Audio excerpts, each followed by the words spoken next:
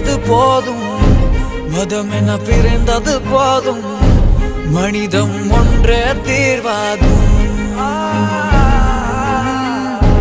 உயிர்கள் எழுந்தது போதும், உறவுகள் அழிந்தது போதும், அன்பே என்றும் தீர்வாகும். காலம் அது கண்முன் கண்ணீரை போல கரைந்தாலும், ஞாலம் அது ஞாயிறு மேலே நம்பிக்கை இழந்தாலும், நம்பா